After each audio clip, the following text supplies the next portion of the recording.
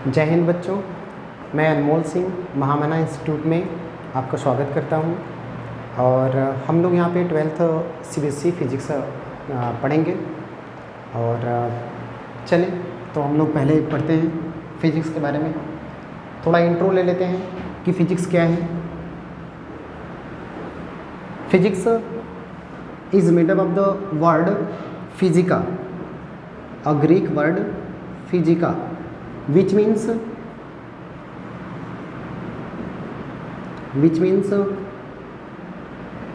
Nature. तो word physics का मतलब होता है, ये फिजिका एक ग्रीक वर्ड है, ग्रीक वर्ड फिजिका है, इसी से मिलकर के बना है। कहीं कहीं के भी लिखा जाता है, सी भी लिखा जाता है, CE भी लिखते हैं, वो ग्रीक वर्ड है कोई वो। तो यह एक ग्रीक वर्ड फिजिका से मिलकर बना है, जिसका मतलब होता है नेचर। और तो फिजिक्स है क्या एक्चुअल में? इस यूनिवर्स में, इस वर्ल्ड में, इस यूनिवर्स में बहुत सारे ऐसे पर्टिकुलर लॉज हैं, पर्टिकुलर फिनोमिना हैं जो कि पर्टिकुलर नियमों पे आधारित होते हैं। कुछ पर्टिकुलर जो लॉज हैं उसी पे बेस्ड होते हैं। जैसे कि अगर हम कह दें डे नाइट का, डे नाइट रात दिन का होना, बारिश का होना, रेनी सीजन, सीजन चेंज होना, changes of seasons, rainbow formation,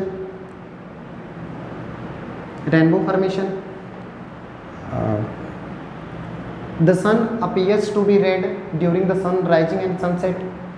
सूर्य उगते समय भी, सन राइजिंग के समय भी और सनसेट के समय भी रेड होता है, जबकि दोपहर में ऐसा नहीं होता है। तो ये सब जो जितनी भी फिजिकल फिनोमिना, ये नेचुरल फिनोमिनाज है, ये सारे किसी न किसी पर्टिकुलर लॉज पे काम करते हैं।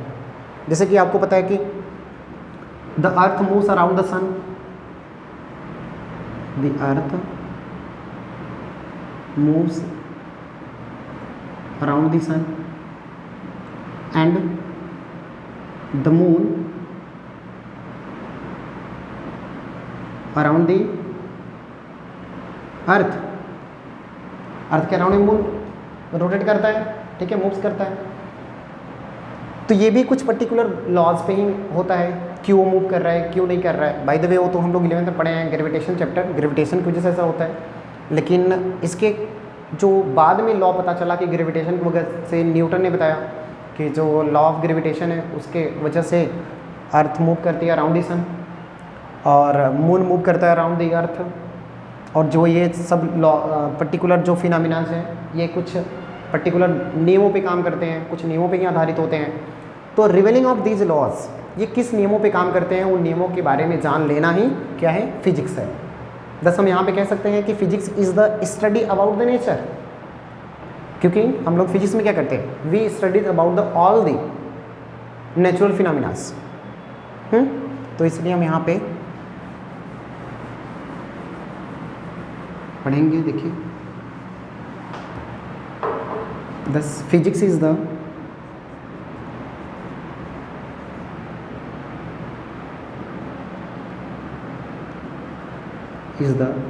study about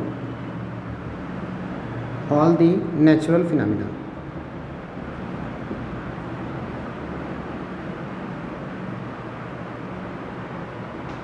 Okay, because all the natural phenomena are based on some particular laws.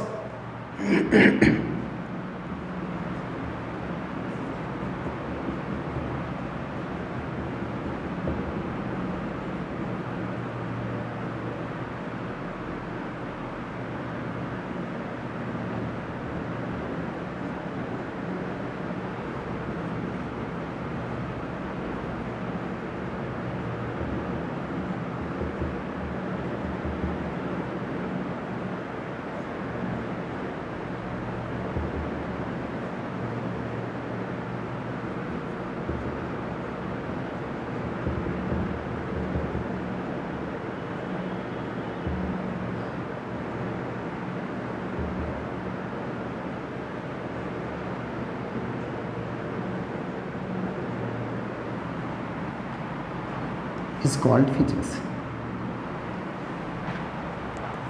10 all the natural phenomena based on some particular laws revealing of these laws, जितने भी नेचुरल फिनोमिनाज हैं वो सभी कुछ न कुछ बेसिक नियमों पे कार्य करते हैं, कुछ बेसिक नियमों पे ही बेस्ड होते हैं। उन नियमों के बारे में जान लेना, revealing of these particular laws is called as the physics. 10 finally conclusion हम यहाँ पे दे सकते हैं। अच्छा दिखेगा नहीं यहाँ पे, मैं यहाँ पे लिख देता हूँ थर्ड पॉइंट आपका एंड इम्पोर्टेंट पॉइंट। ये दोनों आप चाहे डेफिनेशन बोलें या नहीं बोलें, ये डेफिनेशन बोल देंगे तब भी उसी में आ जाएगा। 10 physics is the study about nature. बस नेचुरल फिनोमिना मतलब नेचर ही है, ठीक है। अब अगर आप कहना चाहें तो अलग से भी कह सकते हैं कि physics is the branch of science in which we studies about the nature, ठीक है। तो ये हो गया फिजिक्स का डेफिनेशन। फिजिक्स कैसे बना है, कहाँ से आया, कुछ इसके बारे में हम लोग देख लिए पर्टिकुलर। इसके बाद हम लोग फर्स्ट चैप्टर पे अपने आते हैं, ठीक है। राइट डाउन करना चाहें या स्क्रीनशॉट लेना चाहें तो आप लोग ले सकते हैं। तो चलिए हम लोग फर्स्ट चैप्टर देखेंगे, क्योंकि कोई भी जो भी सब्जेक्ट हम पढ़ रहे हैं उसका बेसिक कुछ हमें पता होना चाहिए कि एक्चुअल में हमें किस चीज़ के या किसके अबाउट में हमें पढ़ना है, किसके बारे में पढ़ना है।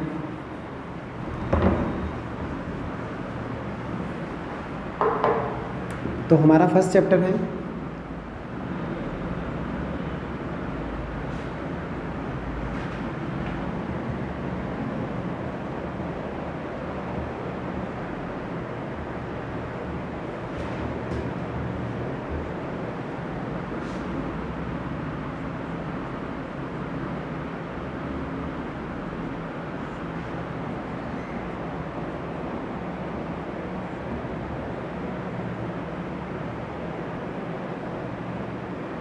इलेक्ट्रिक चार्जेस एंड फील्ड्स, है ना।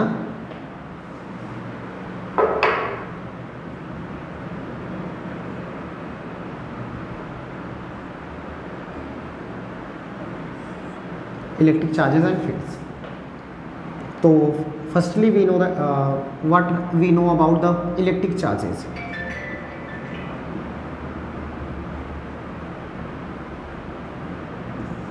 इलेक्ट्रिक चार्जेस, तो जैसा कि मैंने पहले ही बता रखा है इसका डेफिनेशन, बाय द वे एक बार हम लोग देख सकते हैं कि इलेक्ट्रिक चार्ज क्या है। इलेक्ट्रिक चार्ज इज द, क्या ये, हाँ, इलेक्ट्रिक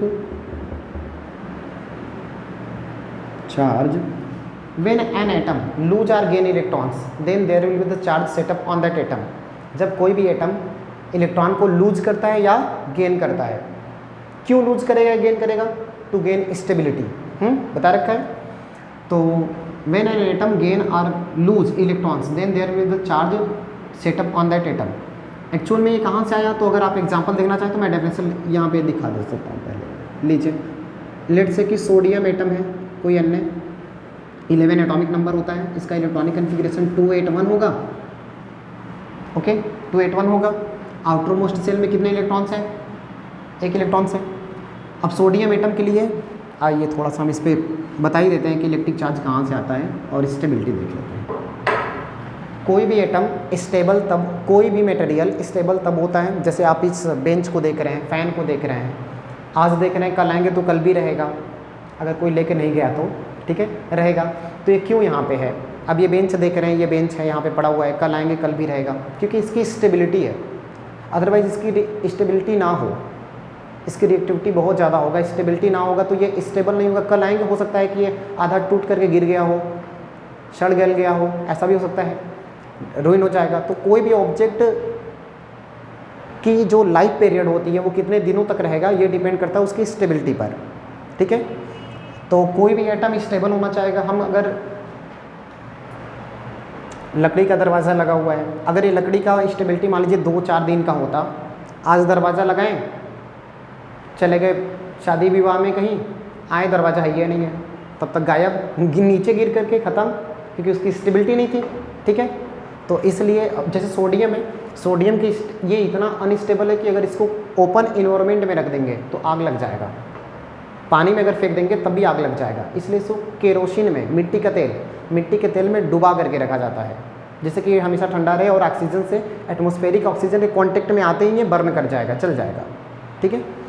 तो इस और क्यों ऐसा हो रहा है, क्योंकि देख लीजिए इसका ये स्टेबल होगा ही नहीं, क्योंकि आउटर मोस्ट में 1 इलेक्ट्रॉन है। और वैसे जनरली हम लोग जानते हैं कोई एक एटम है तो एटम का first shell, second shell, third shell, fourth shell ऐसे होता है। फर्स्ट सेल को के सेल कहते हैं, सेकेंड सेल को एल सेल और थर्ड सेल को एम और फोर्थ सेल को एन सेल। और आप जानते हैं कि फर्स्ट सेल में मैक्सिमम नंबर ऑफ इलेक्ट्रॉन कितने होते हैं 2 और थर्ड सेल सेकेंड सेल में 8, थर्ड सेल में 18 होते हैं, लेकिन हमारे पास है कितना 1 इलेक्ट्रॉन है और फोर्थ सेल है ही नहीं, तो फोर्थ सेल को यहाँ पे बनाने का कोई मतलब नहीं क्योंकि ये एम्प्टी है, ठीक है। अब थर्ड सेल में हमें पता है कि के एल एम एन की अगर बात करें तो के सेल में मैक्सिमम नंबर ऑफ इलेक्ट्रॉन कितना होता है 2 और एल में मैक्सिमम नंबर ऑफ इलेक्ट्रॉन 8 और एम में 18 और एन में 32, ओके। तो थर्ड सेल में मैक्सिमम नंबर ऑफ इलेक्ट्रॉन 18 था, हमारे पास है कितना 1, होने कितने चाहिए 18, किस लिए कि ये स्टेबल हो, ठीक है। पहले मैं यहाँ पे फाइनली लिख देता हूँ कि स्टेबिलिटी रूल क्या है।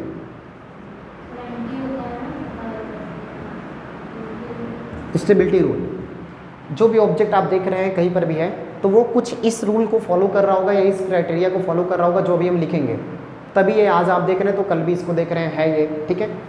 तो स्टेबिलिटी रूल में फर्स्ट क्या है, outermost shell must be empty. किस संदर्भ में या रेफरेंस में पढ़ेंगे हम, तो outermost shell of an atom, outermost cell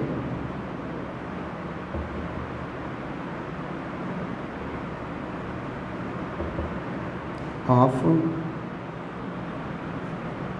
N atom, ये कंडीशन है, ये कंडीशन है, ठीक है। क्या है first, outermost shell must be empty, या तो आउटर मोस्ट सेल क्या हो पूरी तरह खाली हो, एम्प्टी हो। सेकेंड क्या होना चाहिए, outermost shell full filled हो, और थर्ड हाफ फिल्ड हो।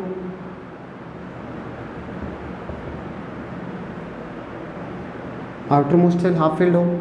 और फोर्थ क्राइटेरिया क्या है इसका कि या तो क्या होना चाहिए, ऑक्टेट रूल को फॉलो करें, ऑक्टेट रूल। ऑक्टेट रूल क्या कहते हैं, octet rule says that in an outermost shell of an atom there must be 8 electrons, then it will shows extra stability, ठीक है। न्यूलैंड नाम के साइंटिस्ट ने दिया था। तो अगर इस क्राइटेरिया को ये फॉलो करेगा तो ये स्टेबल होगा, अदरवाइज स्टेबल नहीं होगा। कोई भी मनुष्य ही हैं, हम ही लोग हैं, तो स्टेबल की ज़िंदगी पसंद करते हैं, कौन भाग दौड़ की ज़िंदगी पसंद करता है, ठीक है। तो ऐसे ही कोई भी एटम्स वगैरह हैं हम लोग जिसको यूज़, कोई भी मटेरियल है एटम से बन के मिल करके बना हुआ है, तो वो मटेरियल स्टेबल होना चाहिए जो हमारे यूजेबल हो, ठीक है, यूज़ में हो।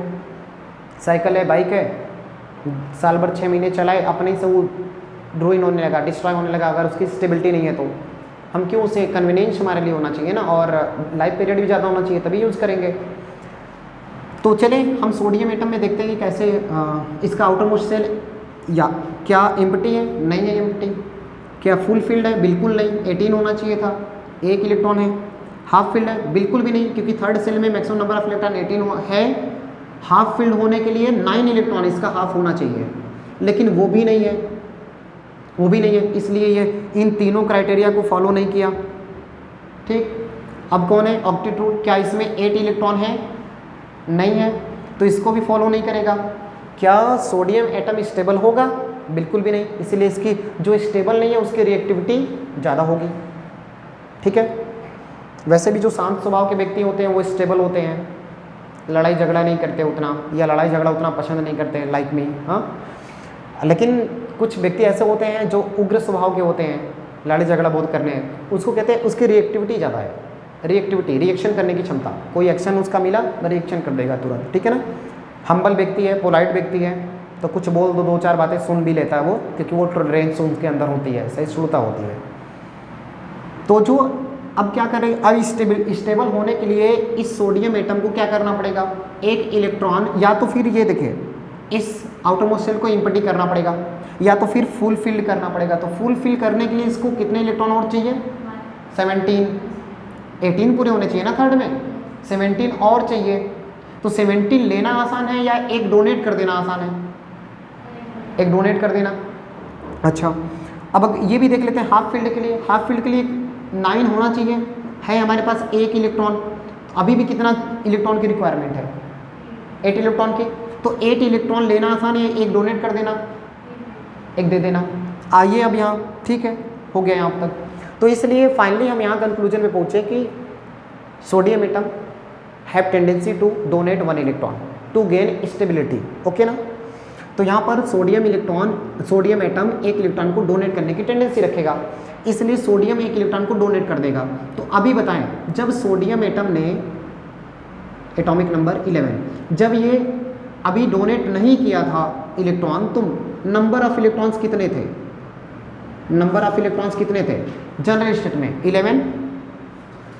जितना उसका एटॉमिक नंबर होता है उतने ही नंबर ऑफ इलेक्ट्रॉन्स और उतने ही नंबर ऑफ प्रोटॉन्स होते हैं। Because we know that in general state in an atom there are equal number of electrons and protons. Due to this, in general state, any atom is in state of neutral. Okay? तो general state में कोई भी atom neutral होता है। तो neutral क्यों होता है? क्योंकि उसमें इक्वल नंबर में प्रोटॉन और इलेक्ट्रॉन्स होते हैं। तो उसमें 11 प्रोटॉन थे और 11 इलेक्ट्रॉन थे जब उसने इलेक्ट्रॉन को डोनेट नहीं किया था। ओके? तभी तो बैलेंस करता है। ये प्रोटॉन्स जो होते हैं न्यूक्लियस में होते हैं और इलेक्ट्रॉन्स कहाँ होते हैं? आउटरमोस्ट सेल में न्यूक्लियस के अराउंड करते रहते हैं। अब यहाँ से सोडियम की टेंडेंसी क्या थी कि 1 इलेक्ट्रॉन ये डोनेट करना चाहेगा टू गेन स्टेबिलिटी। तो अगर सोडियम 1 इलेक्ट्रॉन डोनेट कर दिया, 1 इलेक्ट्रॉन डोनेट कर दिया, यहाँ ई नहीं लिखते हैं, छोड़िए, अच्छा 10 इलेक्ट्रॉन बचेगा। और अभी भी प्रोटॉन कितने हैं? 11 ही है, प्रोटॉन तो डोनेट नहीं हुआ। तो अब बताइए कंपेरेटिवली इलेक्ट्रॉन हो गए 10 और प्रोटॉन हो गए 11, तो 10 प्रोटॉन और 10 इलेक्ट्रॉन मिलकर क्या हो जाएगा? न्यूट्रलाइज। किसी भी एटम के न्यूक्लियस में 11 प्रोटॉन है और उसके बाहर जो रिवॉल्व कर रहा है वहाँ पर बस 10 इलेक्ट्रॉन्स हैं। तो 10 प्रोटॉन और 10 इलेक्ट्रॉन न्यूट्रल हो जाएगा because of the equal amount of charge on electron and proton. अगर एक इलेक्ट्रॉन जितना निगेटिव होता है उतना ही एक प्रोटॉन पॉजिटिव होता है, इसलिए दोनों मिलकर क्या हो जाएगा? न्यूट्रल। अगर यहाँ पे कहते हैं हम कि 10 इलेक्ट्रॉन बचा हुआ है और प्लस 11 प्रोटॉन है, तो मिलकर के 1 प्रोटॉन बच जाएगा ना, तो वो सोडियम एटम क्या हो जाएगा? 1 पॉजिटिव हो जाएगा। This is the reason that when sodium atom donate 1 electrons from the outermost shell then it becomes Na+।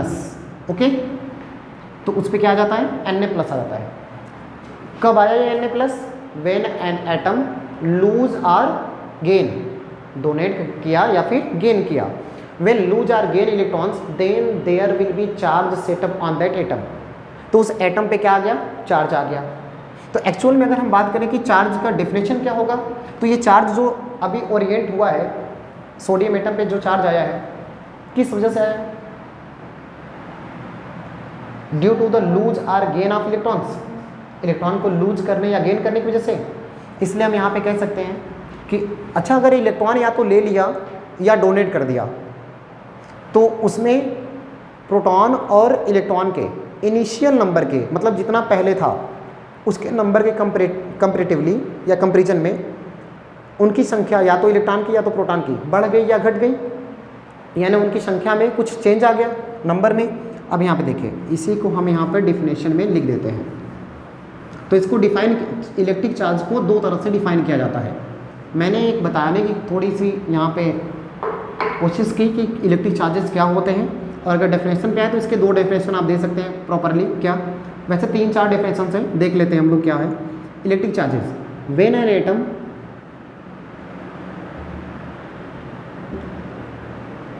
Loose और गेन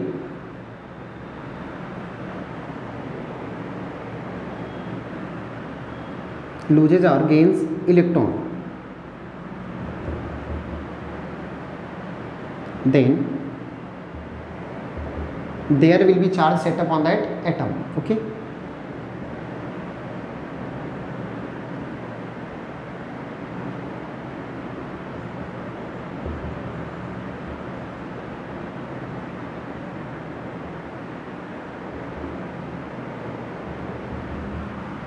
एक ये डेफिनेशन हो गया.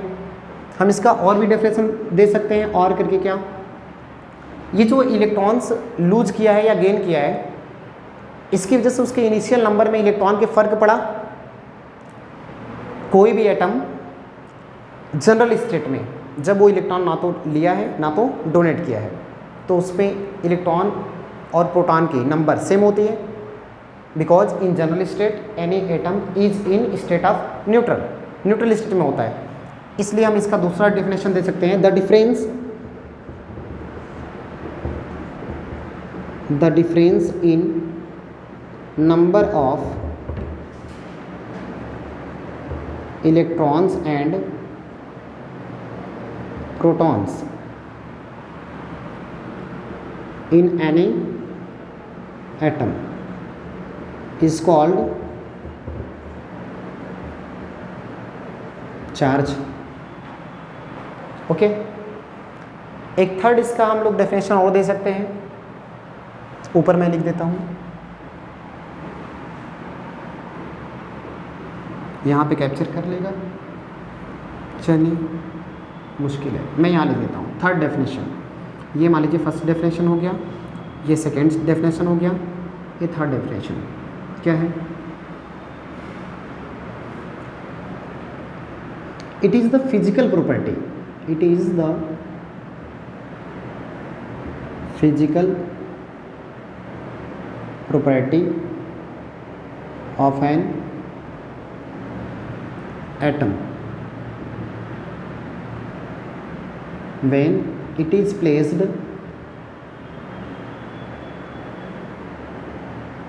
in any electromagnetic field,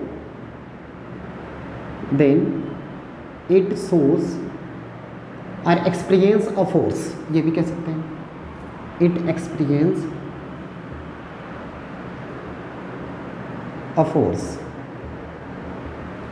okay, मेरे ख्याल से सबसे बेटर आपका डेफिनेशन ये है. ठीक है, कि चार्ज आया कहाँ से या चार्ज है क्या. Charge is the difference between the number of electrons and protons of an atom. अगर किसी भी एटम में इक्वल नंबर में इलेक्ट्रॉन और प्रोटॉन है तो उस पर कोई भी चार्ज नहीं होगा. That atom will be in state of neutral. ठीक है, तो ये आपका डेफिनेशन हो गया. आई होप कि ये समझ में आया हो. ठीक है, तो इलेक्ट्रिक चार्ज यहाँ पे पहले हमें यही पढ़ना था, चैप्टर का नाम ही था electric charge and it's field.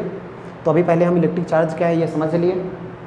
इसके बाद इलेक्ट्रिक करंट प्रोड्यूस कैसे होती है वो तो बाद में देखेंगे. इलेक्ट्रिक चार्ज पहले यहाँ तक आपका समझ में आना चाहिए, और इसके बाद इलेक्ट्रिक फील्ड को हम लोग अभी डिफाइन करते हैं. ठीक है, तो इस महामाना इंस्टीट्यूट के यूट्यूब चैनल को लाइक एंड सब्सक्राइब करें. और तो